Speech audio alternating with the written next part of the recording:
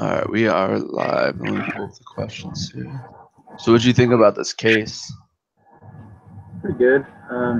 Pretty interesting stuff. It made me really, well, overall, I was super impressed at the fact that we as mankind figured out how to fly from here to there. I mean, that's just, I don't see how we did that. I mean, Yeah, I did, but it's like, I can't. Wow. it's way above something that I could figure out how to do. That's for sure. It made me just, I mean, I love space documentaries and stuff like that, but, it made me just kind of want to learn even more about it. Yeah. That's kind of Yes. an odd overview of what I know that wasn't the point of the article, but as I'm reading through it, that's kind of my. Yeah. I thought it was just like you said. It was really interesting. I guess I kind of like the behind the scenes look at it, and just has so many issues. I feel like this is my personal whatever, but I feel like when you get into some of those like government programs or some of those bigger companies, I kind of feel like they don't have a lot of the same issues that maybe a small business has or like where I work has, just because they are such a large entity. But I thought it was really interesting to see like they do still have those issues. That those issues are kind of they're the same wherever you go. So I thought it was just really interesting to see like how nobody was getting, like certain people weren't getting help when they were asking for information. People were just brushing off solutions to a problem. And I'm sitting here looking, I'm like, wow, these are some of the same issues I have where I work. Like that was kind of cool for me to see that. But then, like you said, the whole flight thing, like I've always thought flying was a pretty interesting topic. Like I said, nothing that I would ever be smart enough to figure out how to do, but it's definitely a fascinating topic for me. And I never really, like, I had heard the story, but like I never really delved into it to kind of see the details and what really happened and what went wrong and stuff like that. So it was pretty interesting. Yeah. So let me see. So There's definitely a lot of details in there, wasn't there? yeah, It was actually kind of a hard read, I thought, just with all of the language and terms that they use, and the details, even down to the minute.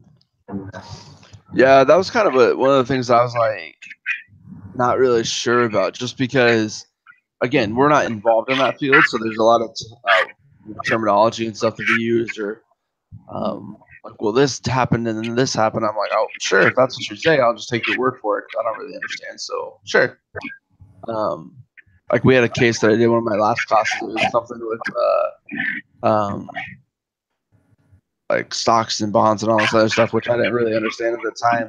So like that case was like it's the same thing. Like we just don't have the knowledge to be able to really relate to it. But so we kind of talked about basically this was about the Columbia space mission and how there was problems before it launched, while it launched, and then after the tragedy struck. So we're going to kind of go over some of the different issues with the organization, the technical problems, and maybe some things that could be done in the future to make it a little bit better. So, so what are some of the issues you saw with either NASA or the mission itself, or certain individuals, or?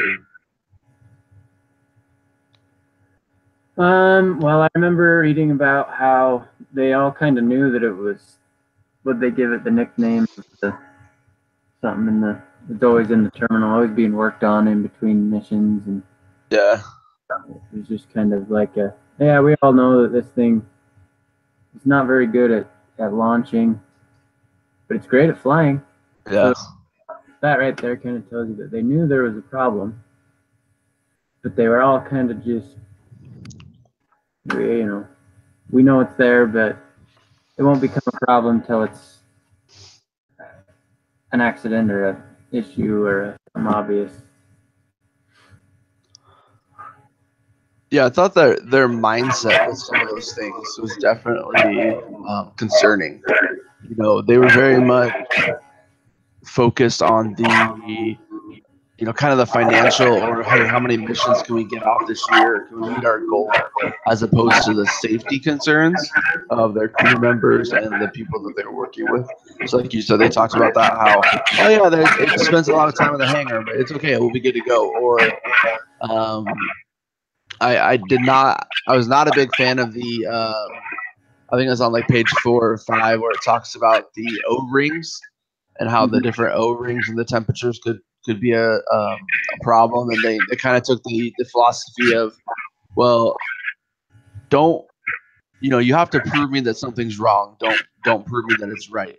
And I feel like that's very irresponsible when it comes to safety concerns, to say, oh, well, you know, I'm just going to assume everything works until you tell me it doesn't, or you prove to me that it doesn't.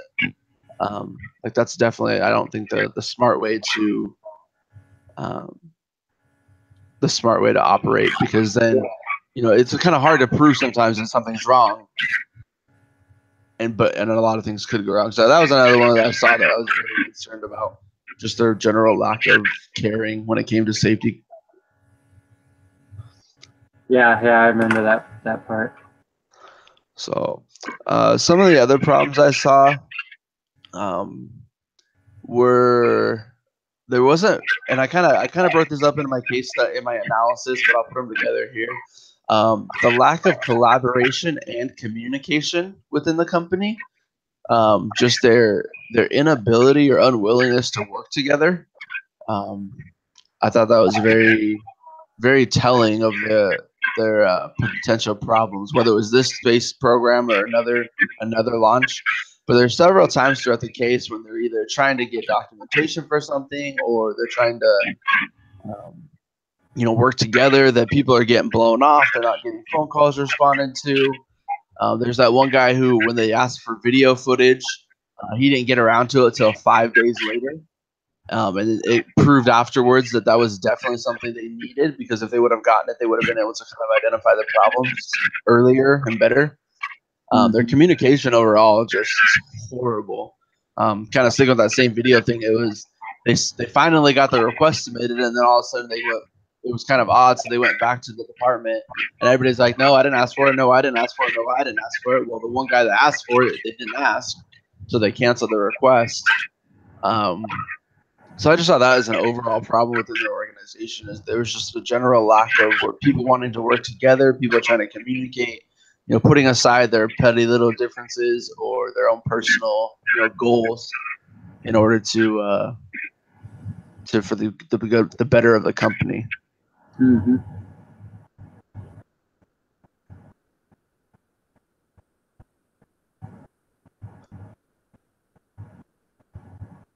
Are there any other concerns, or how does it word it? Any other concerns? No, you kind of hit them all. But what do they mean here when they said they often likened flying the shuttle to flying a 727 plane to Disney World? I don't quite understand that. Where's that at? Page 4, third paragraph.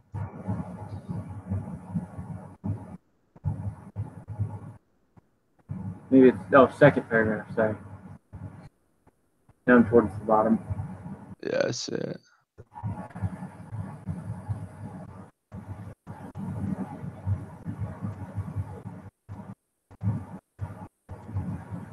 Yeah, I just, maybe it's not important, but I do remember coming across that and I'm like, I don't get it.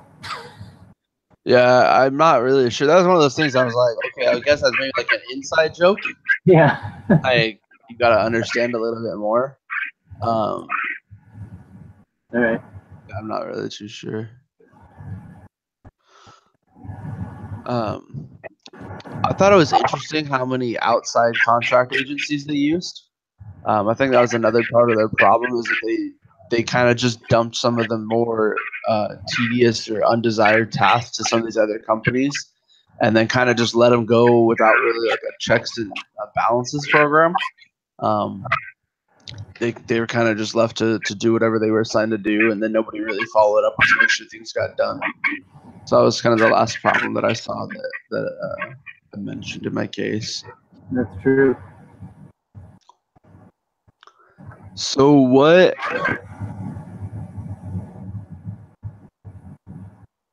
So the next thing talks about a recovery window, which is the time period between a threat and a major accident or prevented accident in which collective action is possible. So in this case, what was their recovery window? I don't know.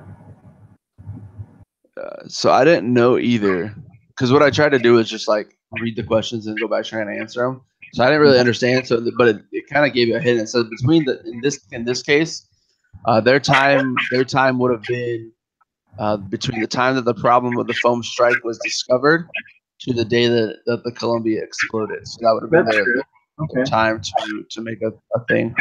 So within a recovery window, though, you have a certain amount of time to make decisions and stuff like that. So with that being our recovery window, how did their issues really play a role in them failing to use that recovery window to solve the problem? Yeah. I guess if they couldn't figure it out before on previous missions, then kind of prove that during this one, how are they expected to come together during the recovery window? Yeah, no, that's true. And then one of the things I thought of, and I thought was interesting, is they were so worried about making sure that this did, what was it, like 50 flights a year or something, which in the first place seems like ridiculous, unrealistic number given how long most of the flights were. Mm-hmm. But they were so worried about the shuttles being down for service or having to go through repairs, general maintenance, that I don't know if they realize that the cost of rebuilding a shuttle from scratch, it probably exceeds and would take longer than just making sure the repairs got done every time.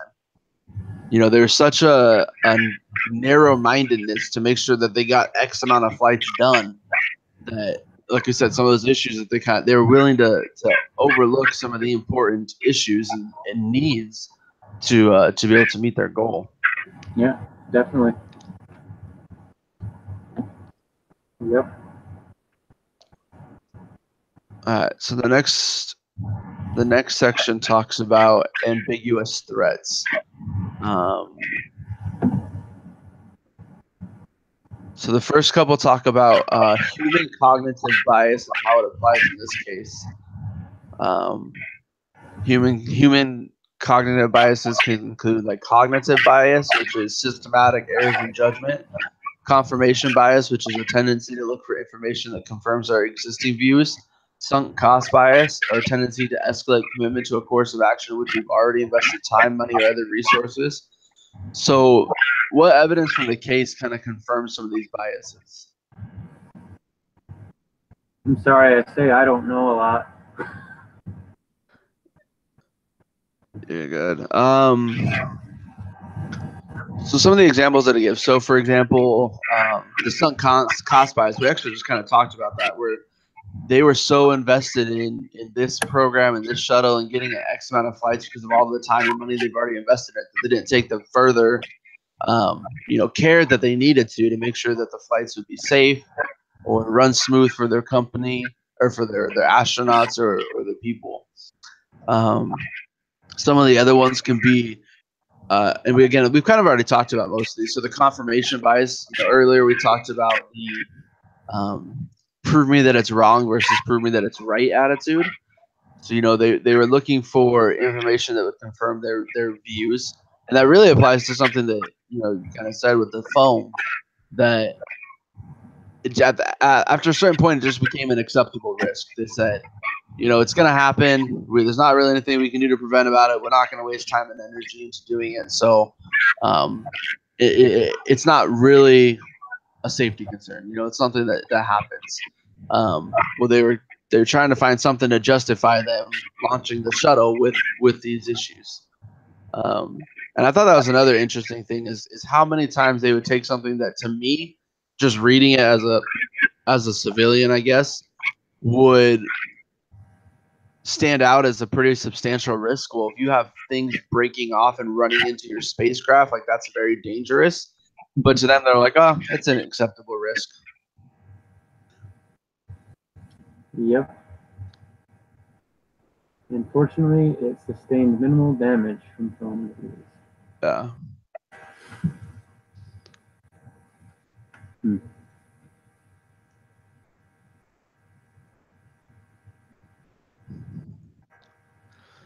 Let's see. So there's a couple more questions here. It says, when did the problems with the Columbia begin?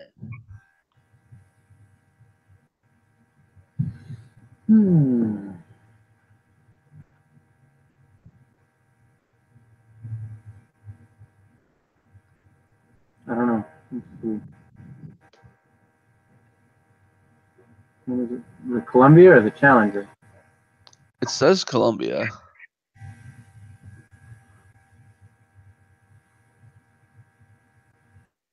I'm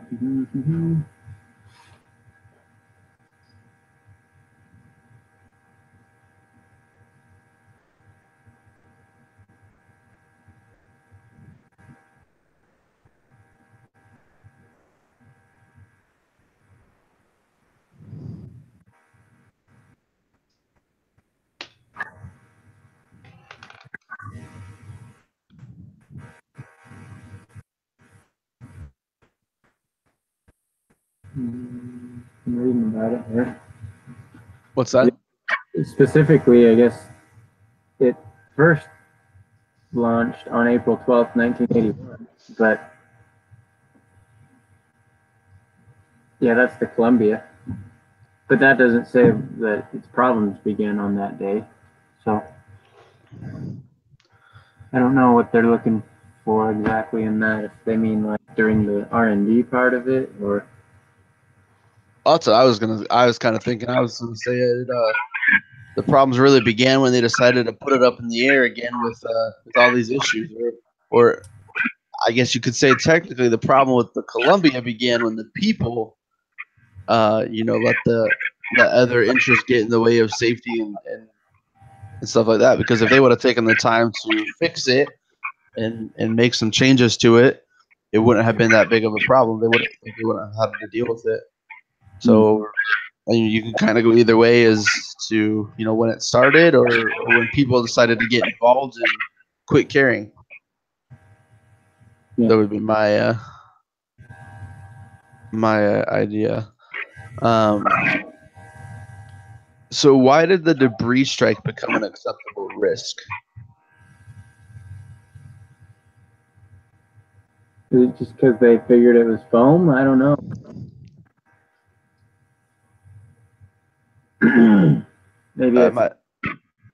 maybe it's happened before and nothing ever happened. Never Well, came. that's what I was thinking. Because it talks about, and there's a couple different flights beforehand that like it happened, foam loss, occurred, damage was minimal, and the missions and the flights were successful. So I think every time you face a risk and you don't experience the consequence, that your attention to that detail, to that risk, kind of goes down. And I see it all the time where I work, where we have people who are not in their right state of mind for whatever reason. They become combative. They call us in to kind of deal with it and to take care of the situation. And I've seen it with people who have been there for a while, or maybe it's the same. Either people that have been there for a while, or you've had 4 or 5 calls on the same person all night, and nothing's happened previous times. So you just kind of like, okay, well, here it goes again. We're gonna walk back there. We're all gonna show up. Nothing's gonna happen, and then we're gonna be clear in about 5 minutes. And there's just kind of this. I don't know how to phrase it, but this. I don't even know. But basically, you stop paying the same amount of detail into your work that you would normally. You stop being as alert. You stop noticing all the certain things that the person's doing, And finally, by the third, fourth, fifth time, when this guy actually acts out, you're not really ready for it because you've kind of gotten ready to say, okay, well, every time we come back here, it's nothing. Well, unfortunately, yes, we've been back here multiple times and nothing's happened, but that doesn't mean that this incident's going to be the exact same. And so I can definitely see how they would begin to accept it as an acceptable risk because nothing's happened the other time. Like yes, foams hit the shuttle, pieces are broken off of the tile. They go into their flight, they come back successful.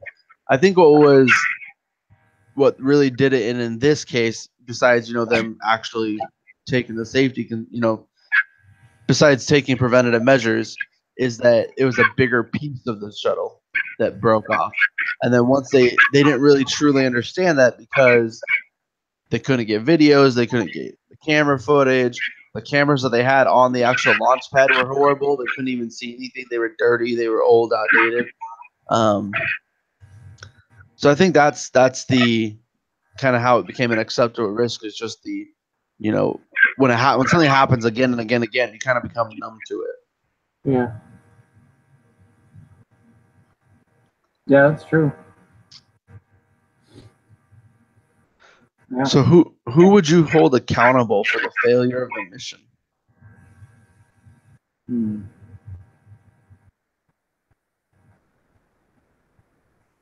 Yes.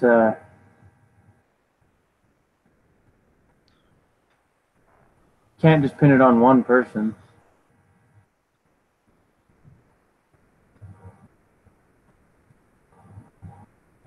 Probably the group as a whole. I mean, it seems like everybody could have had a chance to step in and say something. But I don't know, that's definitely easier said than done, especially in an organization like NASA. So you would blame it more on the culture of NASA. Right. That's kind of what I was thinking too. I found it confusing that engineers didn't feel like they could go to their manager when there was a problem, that they couldn't email them when there was an issue. Like that just blew my mind. Like, how do you have a direct report that can't come talk to you if they feel like there's a concern? Like that's exactly your job. So I think like you said, definitely the culture, everybody as a whole that just kind of came to accept risk as part of the job. Let their guard down when it came to safety concerns. There's a couple specific people I looked at that I would hold responsible, but overall, at the end of the day, I would hold this Chief Sean O'Keefe responsible. He kind of just let things kind of go. And what I found interesting was after it all ended, that they refused to believe that the foam could have caused the tragedy. Like all the evidence they had, and they still say, he says, it does not make sense to us that a piece of debris could have been the root cause for the loss of the Columbia and her crew. There has to be another reason. And they just keep downplaying the concern of those who have a legitimate evidence that this probably was it. So like you said, definitely that culture of NASA where they let their quality of work shrink. Yeah, I like how he even downplayed it. Nicknaming those people who were feeling that way. Foamologists, I think he called them. Yeah. Makes them sound like they're just a conspiracy theorist group as opposed to, actually having legitimate concerns. That was his deflection. Yeah. All right. So next it talks about the last couple questions. It talks about the concept of team design and psychological safety, kind of both from our readings this week, and then talks about like a world application. So, when from our reading, I'm not super far into it. I gotta finish up some more tonight. But it talks about that when there's 5 conditions that are present, the probability of the team effectiveness increases. And it talks about clear boundaries, compelling direction, structure, and system that supports the team in completing their work. So how have those things impacted the ability of NASA to have a successful flight or a successful mission?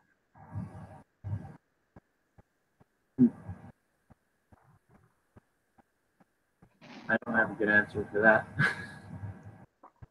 No. I think we've really kind of talked about it already, to be honest. You know, if people had clear boundaries, you know, that was one thing that I found. Sorry, there's a lot to this case, so I keep remembering things as we're going. Is that there was an entire group formed that had no idea what they were supposed to be doing or who they were supposed to report to or how to even do their job. Like, I thought that was pretty interesting. Like, how do you have an entire group where nobody knows what they're supposed to be doing and nobody checks up on them? You know, there should be somebody in charge of saying, hey, you know, what are you actually doing on your day here? So I think that's part of it. You know, they didn't really have clear boundaries. There's no really a telling place on which way they should move. Nobody kind of knew how to investigate the proper channels of getting information. So I think kind of all those things contributed to their failing. And it's things that we see in our workplace too. You know, if people don't know what they're supposed to be doing, what the policies and procedures are, then you can be really ineffective in your job. Or you could have an employee who may not be the greatest in the world, but they know what they're supposed to be doing, and then they can do more work than somebody who might be a star talent. Very true. Seen both of those, both sides. So next, the last thing it talks about is kind of the world application of personal experience. So how can we use this in our personal lives or our work experiences, or how have you seen it in those cases? I think just attention to detail and not letting little things go. Kind of like what we're doing over time. When it comes to your work, especially the safety of others, it's not something that should be taken lightly. And so again, just paying attention to everything and being thorough and helping others on your team be accountable is keeping yourself accountable. Yeah, absolutely. So I think that's pretty much it. Is there anything else that you wanted to add, or any other thoughts you have? Not really, no. Okay. All right. Well, I appreciate you coming. It's kind of hard to have a two-person discussion. You don't have the other outside opinions or thoughts or whatever, but yeah, I thought it was definitely worthwhile, and I appreciate your comments and your feedback. Well, thanks, Ryan. Thanks for around and waiting for me. I had a hard time letting the kids go. So you're good. I understand. I actually just woken up. I was like, crap, I'm gonna be late getting the meeting set up and meeting set out and stuff. So, all right. Well, I'll let you go. Enjoy your kids and get back to your Friday night. So, we'll see you next week. Okay. See you, man. All right, later.